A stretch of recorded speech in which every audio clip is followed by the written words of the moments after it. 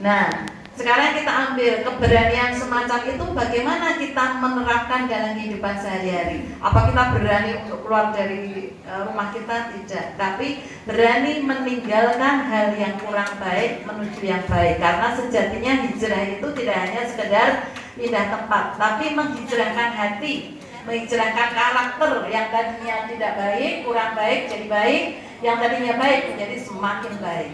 Karakter apa yang tidak baik yang pernah kita lakukan? Contohnya masing-masing beda ya. Mungkin kalau saya mungkin ya ada sholatnya, mungkin ada yang kurang tepat waktu di antara kita, atau mungkin ada yang tidak tawaduk sama suami. Ono sing mani ro bojone, Bu. Bisa muni-muni ro bojone. Raja tekan-tekan boten sakit nggih. Ono sing anake karo ibuke sewani. Padahal ada kalimat lawas wainal insana biwalidihi hamalatu ummu wahnan ala wahni. Ibunya yang mengandung berat-berat itu guys. Nah, kalau ada sifat-sifat karakter kita yang belum sejalan dengan aturan agama, misalnya masih ada menjalankan ritual yang tidak ada anjuran dalam agama, tidak dicontohkan Rasulullah. Seperti apa ya? Kalau di tempat kami ada ritual mungkin ya jamaah santeris. Oh, kemarin satu hijrah ada yang ngubeng beteng enggak kalau di sini? Betul nonton nggih? Kalau di Jogja ngubengi beteng keraton. Iya. Ada yang pernah ikut ngalap berkah. Di tempat saya juga ada di Desa Pleret itu ngubengi keraton Pleret. Nah, itu ada juga ritual-ritual yang sebenarnya tidak ada dalam agama. Dan kita tahu itu bukan sunnah Rasulullah, tapi masyarakat ada yang sering masih melakukan hal itu. Maka kita harus berani bagaimana saya harus menghindar dari perbuatan yang tidak diridhoi Allah. Ini adalah makna hijrah kalau kita terapkan dalam kehidupan sehari-hari kita. Terus makna ikhlas, pelajaran selanjutnya adalah ikhlas. Rasulullah ikhlas meninggalkan kota Mekah itu bukan bawa omah loh, Bu. Omah ditinggal. Mesti punya rumah, karena selama itu Rasulullah tinggal di Mekah mungkin tidak punya rumah. Meskipun rumahnya tidak bagus, tapi tetap punya rumah. Harta benda meski rakitan sedikit ada, rampasan perang atau alat-alat perang juga ada, tapi tidak ada yang dibawa karena menghindari pengetahuan atau diketahui oleh kaum Quraisy. Mereka ikhlas meninggalkan semuanya untuk menuju keridhaan Allah, perintah Allah menuju Madinah. Lah awake dhewe kira-kira apa ninggal kayak barang-barang di rumah, motor, mobil dan sebagainya mesti tinggal kayak sakarepe boten. Tapi kita mengikhlaskan harta benda dan tenaga kita untuk memajukan Islam melalui cara kita masing-masing. Kalau hidupnya di daerah seperti ini ya kita mengeluarkan sedekah dermawan kepada anak yatim, memberikan sedekah kepada yang kurang mampu, memberikan infak kepada pembangunan masjid, memberikan tenaga ketika ada pembangunan jalan. Ini adalah contoh keikhlasan Rasulullah yang bisa kita tiru di dunia yang nyata ini. Itu baru satu contohnya. Yang kedua, dari hijrah ini apa yang bisa kita maknai? Kita belajar dari kaum Qur'an, kaum Ansor, yang di Madinah namanya kaum Ansor, ya Bu. Madinah itu namanya kaum Ansor. Yang Rasulullah sama pengikutnya itu kaum Muhajirin. Jadi kaum Muhajirin dan Rasulullah itu pergi dari Mekah malam-malam gitu ya, setiap malam, terus ngumpul, terus akhirnya sampai di kota Madinah. Apakah di Madinah mereka ditolak? Tidak. Padahal kenal enggak? Orang Mekah dengan Madinah itu saling berhubungan erat enggak? Tidak. Bapak Ibu yang pernah haji tahu, umroh atau haji kemarin, Mekah ke Madinah itu kalau jalan kaki berapa lamanya? Naik bis saja lama. Artinya orang-orang Madinah itu belum tersosialisasi dengan orang-orang Mekah, belum kenal betul. Dan bahkan tidak ada HP seperti sekarang, chattingan, WA-an tidak ada. Tapi orang Ansor ini, ya kaum Ansor ini menerima kaum Muhajirin dengan sangat senang hati, difasilitasi, dikasih makan karena dari Mekah tidak bawa apa-apa. Tidak hanya sebatas dilayani, tidak hanya self-service gitu ya, tapi didukung juga dalam pengembangan agama Islam. Nah, inilah yang menjadi tonggak sejarah orang Islam. Nabi Muhammad mulai mengembangkan Islam ini dari Madinah dengan bantuan kaum Ansor. Terus apa yang bisa kita terapkan dalam kehidupan kita? Kita juga bisa berkaca atau belajar kalau menerima tamu itu semaksimal mungkin menjamu, meskipun itu dari mungkin mertuanya. Kalau mertuanya yang datang, iparnya yang datang, rotok piye ndak? Ya, Jadi tamu itu meskipun itu dari pihak laki-laki atau pihak perempuan atau bahkan tamu yang belum dikenal, sering ya kita kedatangan tamu belum dikenal. Mungkin mau minta tolong, mungkin mau ngaturi apa, tetap kita jamu dengan baik. Sebagaimana kaum Ansor menjamu kaum Muhajirin. Karena sejatinya menerima tamu itu adalah hal yang sangat luar biasa pahalanya. Jangan besok ketika tamu datang, apa yang dibawa? Menambah rezeki kita. Ketika beliau pulang, apa yang dibawa? Tamu pulang itu membawa apa? Dosa-dosa kita.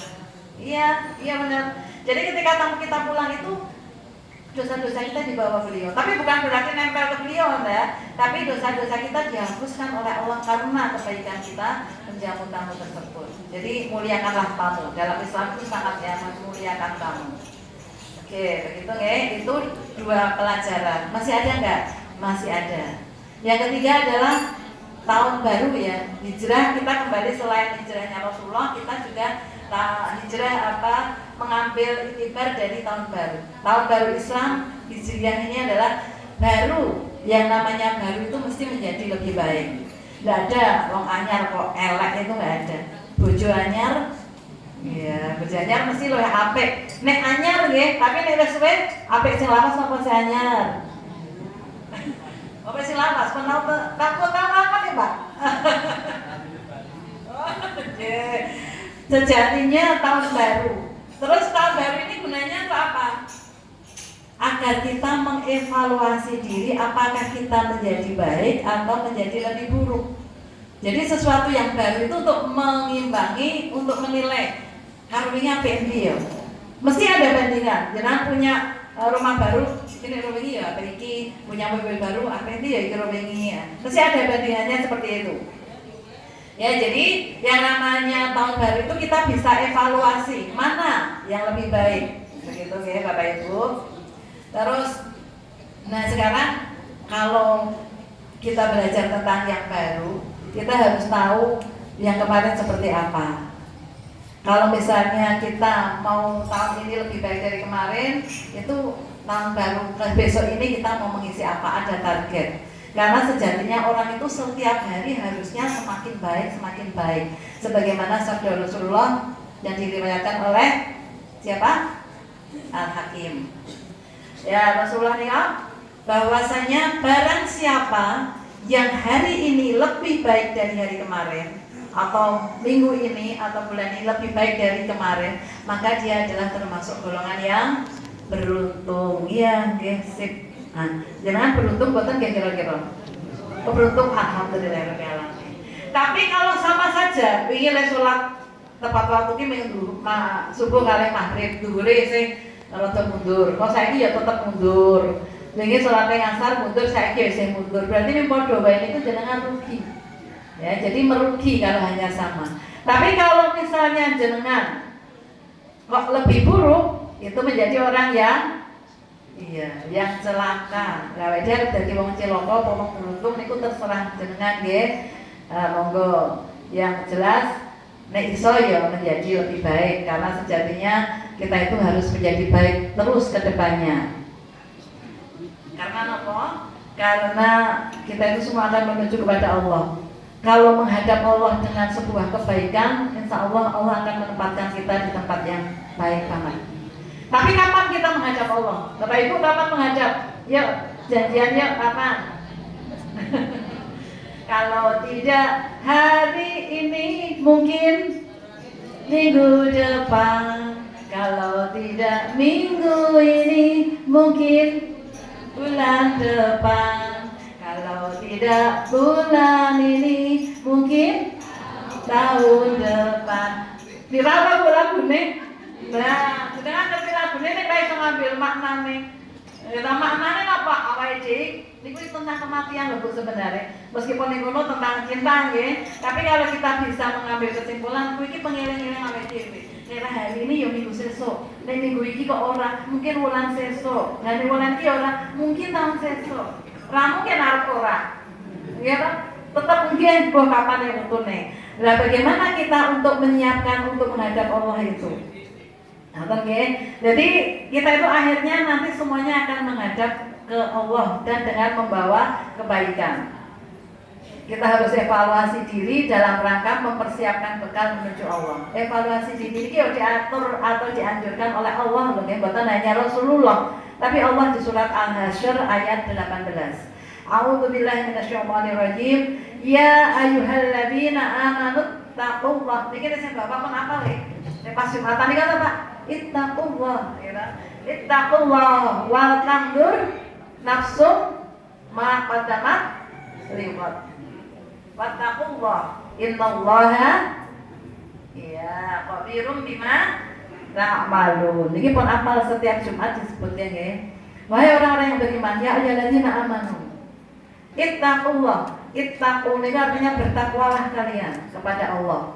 Dan hendaklah setiap orang memperhatikan apa yang telah diperbuatnya untuk hari esok atau akhirat. Bertakwalah kepada Allah, sesungguhnya Allah maha teliti terhadap apa yang kamu ketahui. Allah itu maha teliti. Apa sing diucapke awake dhewe, bahkan apa sing dibatin itu Allah itu besok. Nah, ini Allah menyuruh kita untuk mengevaluasi, menghitung-hitung. Kira-kira amalanku sepiro, bukan untuk sombong-sombongan, tetapi untuk mengetahui ada peningkatan enggak di akhirnya, ada tambahan enggak di akhirnya, okay? Nah, agar kita menjadi yang baik, agar diterima Allah dengan baik, maka kita harus menjadi orang yang mulia di sisi Allah. Padahal kan seneng nih ono MC bilang hadirin yang insya Allah dimuliakan Allah. Wah senang banget, amin, dimuliakan. Jenengan nek dimuliakan ning donya wae enake luar biasa Bapak Ibu. Wong iki nek dimulyakake ning donya wis sak senenge seneng. Jenengan misale nggih ibu-ibu ajeng rewang. Karena jenengan yang dimuliakan di masyarakat. Liyane wis do rewang ning mburi ana sing asah-asah, ana sing ngerajang brambang nganti nangis. Jenengan rawuh telat ledang wis dengan gayanya gitu nggih. Kira-kira diseneni mboten rawuh telat nek jenengan dimulyakake. Boten tekomen langsung disambut, "Ibu monggo Bu Binara tersake nopo monggo." Niki paling oleh mangga. Terus tekan jero niku garian apa sing diparingi jenengan? Paling abot nglempiti tisu, nggih mboten? Mungkin nek boten tisu nggih ngekelipi dus. Kowe kalih rasan-rasan dimulai. Niku nek dimuliakan masyarakat penake koyo napa meneh nek pas delok manten Bapak Ibu. Kalau delok manten niku nek sing dimuliakan yang datang, pas ajeng salaman manten kok santri tua banget. Tapi begitu ada yang dimuliakan datang, minggir kabeh. Nggih mboten? Jika jalan, minggir dulu. Wah, ya minggir yang dimuliakan salaman lebih dulu. Lah ini padahal sudah nanti jadi dulu. Burung nek pas maem prasmanan. Jenengan wis ngadeg uyu-uyuan kadang kentekan lah sing dimuliakan niku bersaliman dimonggake monggo VIP panganane pepak beda karo sing prasmanan umum ki ra nganggo kurang gitu niku teng donya Bu. Lah nek nang akhirat kaya napa Gusti Allah mulyakake kita. Lah nek carane piye ben iso mulya? Yuk kita belajar. Allah itu kan dalam surat Allah niku kan ngendika bahwa orang yang paling mulia di sisi Allah itu adalah orang yang bertakwa. Niku ayat kauliyah ya Bapak Ibu. Jadi Allah itu menurunkan dua ayat. Yang satu namanya kauliyah yang tersurat dalam Al-Qur'an yang dimaknai, ditafsirkan, yang kita baca dan semua orang belum tentu bisa untuk menafsirkan. Kalau yang satu kauliyah ini yang terpapar di bumi ini, saoke ini ayat kauliyah.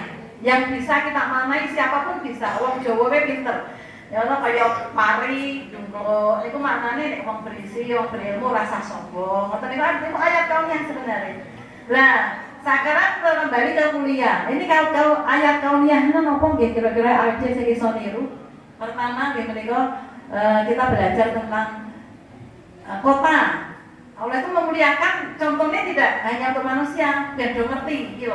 Aku muliakan kota. Kota mana yang paling mulia menurut Allah? Kota Klaten. Iya. Napa kota Iran nih? Sing iso gawe rudal sak pol-pole niku sampai kita terheran-heran. Rudal orang gontek gede-gede. Napa kota Cina yang disebutkan oleh Rasulullah bahwa utulubul ilmi walau sin. Carilah ilmu sampai negeri Cina. Berarti Cina kelok banget ya. Arpa Cina ini buatan Islam, tapi menjadi rujukan untuk belajar. Berarti Cina ini luar biasa. Tapi apakah Cina yang dimuliakan Allah? Apa Indonesia yang lucu-lucu? Indonesia ini lucu banget ya. Lucu tenan ya dirasake, terus sing dok dirasake. Terus ya pinter-pinter, gawe apa-apa iso. Dia mikir apa-apa Indonesia ini sak pintere. Arep ngapusi wae pintere pol-polan, gitu. Apa Indonesia? Ternyata boten yang dimuliakan oleh itu adalah kota Mekah dan Madinah. Oke. Ternyata yang dimuliakan itu Mekah dan Madinah. Kota Mekah itu mulia, dimuliakan oleh Allah. Inna awala baitin wudi'a lin-nasi lalladzi bi Bakkah mubarakan wa hudan lil alamin. Sesungguhnya rumah ibadah pertama yang dibangun oleh manusia untuk manusia itu adalah kota Mekah. Di sana diberkahi, diberkahi Allah, artinya dimuliakan. Kenapa Mekah dan Madinah yang dimuliakan Bapak Ibu? Siapa tahu? Kok ditekani wong akeh, kok yo dimuliakan juga sama Allah? Karena di kota itulah wahyu Allah diturunkan. Al-Quran diturunkan. Ada surat Makkiyah, Madaniyah, nggak ada kok surat Indonesia. Nggak ada nih. Itu karena di kota Mekah dan Madinah inilah Al-Quran itu diturunkan. Terus bulan apa yang sangat dimuliakan oleh Allah? Bulan apa? Iya, ada lagunya. Bulan puasa, bulan yang mulia. Iya, Ramadan. Ramadan itu dimuliakan Allah.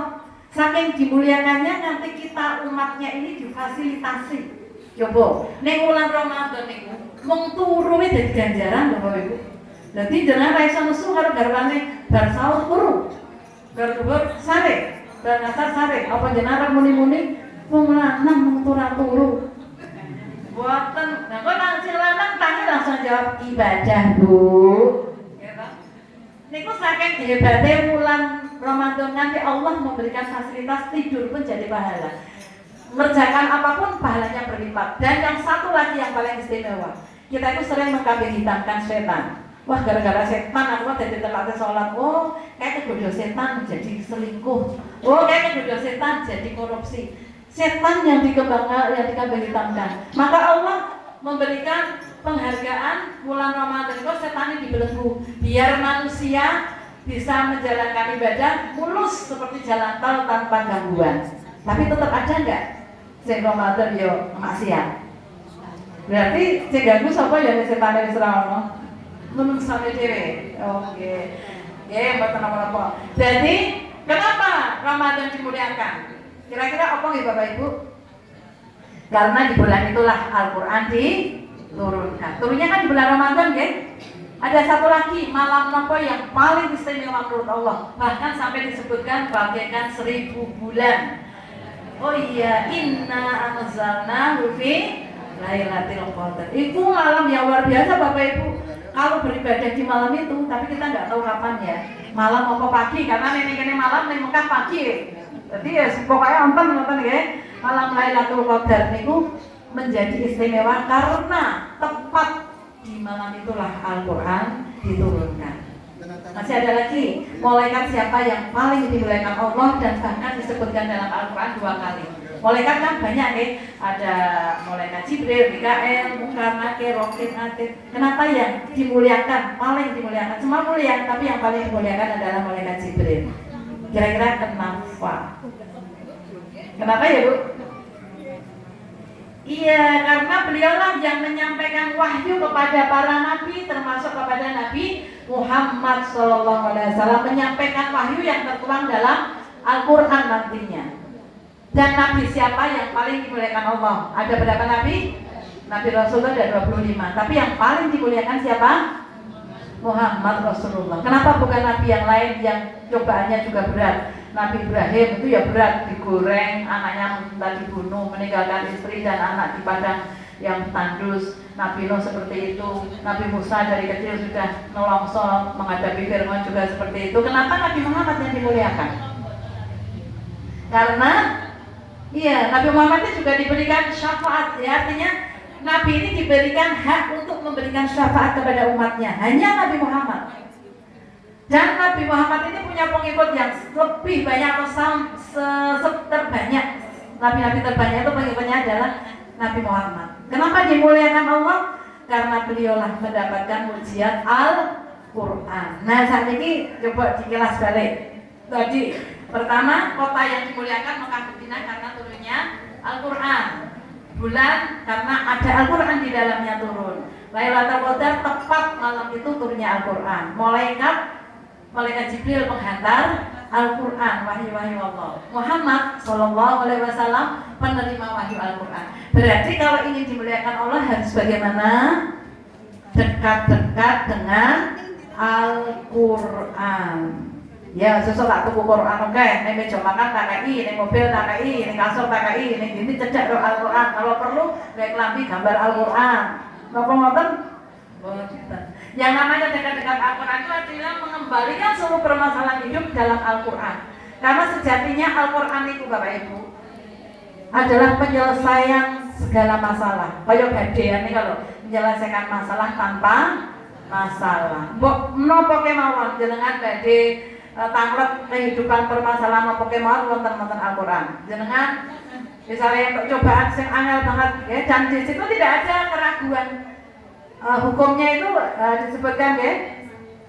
Niki a'udzubillahi minasyaitonir rajim, suratun anzalnaha wa faradnaha wa anzalna fiha ayat bayyinatin la'allakum tataqabbalun. Menika inilah surat yang kami turunkan. Kami wajibkan menjalankan hukumnya dan kami turunkan dalam ayat-ayat yang jelas.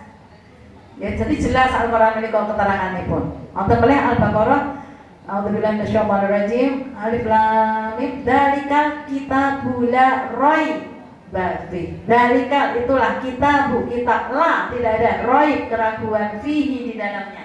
Jadi jelas-jelas Al-Qur'an itu memberikan solusi tanpa ragu Gusti Allah niku. Ajaran agak dilanda kesusahan, niku jenengan ingat bahwa surat napa? Fa innama alal yusri yusra, innama alal yusri yusra. Nggih. Nika sakjanjane tenan, sesudah kesulitan itu ada kemudahan. Tenan nanti dibaleni ping pindho. Jadi nek jenengan ajeng sedih kelingan ayat niku, engko ki mesti ana kemudahan sesudahnya. Dan jenengan mesti wis tau ngalami. Bar susah banget mesti ana seneng banget. Nggih to? Jadi kemae mesti wonten. Nek kurang jelas teng Asy-Syu'ara ayat 80. A'udzubillahi minasyaitonir rajim wa idza farid tu wa yasmin. Faida marid tu wa yasmin. Faida dan apabila marid tu kamu bersedih hati, kamu sakit, wa yasmin, maka akulah yasmin, penyembuhmu. Teng surat niku. Artinya Allah itu Maha Penyembuh. Maha Penyembuh, Maha Penyelesai masalah. Niku nggih. Jadi ayolah kita kembali ke Al-Qur'an. Momen hijrah ini kita kembali ke Al-Qur'an dalam rangka memperbaiki diri untuk kedepannya agar menjadi lebih baik. Pun pelajaran apa kemawon ada. Pingin dadi wong mukmin sing bener kaya apa? Wonten surat Al-Mu'minun. A'udzubillahi minasyaitonir rajim. Qad aflahal mu'minun. Sak temene wong mukmin iki kaya ngene iki lho. Yang kaya apa? Alladzina hum fi sholatihim khashi'un. Wong sing gelem salat khusyuk. Waladina hum 'anil laghwi mu'ridun. Wong sing gelem ninggalke lelahanan. Lelahanan iku napa? Sendawura, rasam-rasam. Nggih. Dan seterusnya. Niku pengen mukmin, pengen dadi wanita salehah, An-Nisa, pengen ngajari anak surat Luqman, napa kemawon wonten. Jadi momen hijrah menika monggo saestu kita kembali ke Al-Qur'an, berdekat-dekatan dengan Al-Qur'an sehingga kita nanti ketika menghadap Allah menjadi tamu yang dimuliakan di tempat VIP bersama Rasulullah dan pengikut-pengikut lainnya. Pun setengah 8 sampun nggih. Nggih meneh dak telat. Setengah 8 ta terakhir? Nggih. Ya ngapunten nggih Bu, nek isi namung saged ngeten. Mugi-mugi apa yang saya sampaikan nanti bisa menjadi itibar dan menjadi panduan untuk kedepannya. Ilmu yang saya sampaikan mudah-mudahan menjadi manfaat dan jadi amal jariah buat saya dan jenengan bisa menularkan ke yang lain sehingga nanti panjenengan juga mendapatkan ilmu yang menjadi amal jariah. Saestu kula matur nuwun dhateng panjenengan sami sampun ngizinke anggota warga Klaten kula pek bojo ngoten nggih Bu. Niku sing paling penting. Kula saestu ramen sangat mugi-mugi lain waktu saya bisa silaturahmi lagi. Mboten kudu dadi ceramah atau ustazah. Kula dadi pendengar nggih purun nggih. Dadi niku nggih Khairukum man ta'allamal Qur'an wa 'allamahu. Sebaik-baik orang adalah yang mengamalkan Quran dan mengajarkannya. Nek pun saged dereng saged nggih mengamalkan dimulai dari belajar Iqra, terus maca, nek saged terjemah mungkin ditafsirke, nek boten saged nafsirke golek nang YouTube, kathah YouTube penafsiran Al-Qur'an. Nek pun saged terus wa 'allamahu, diajarkan biar kita menjadi golongan orang-orang yang sebaik-baik umat. Amin. Ngoten niku nggih, wabillahi taufiq wal hidayah. Wastabiqul khairat. Astaghfirullahaladzim. Wassalamualaikum warahmatullahi wabarakatuh.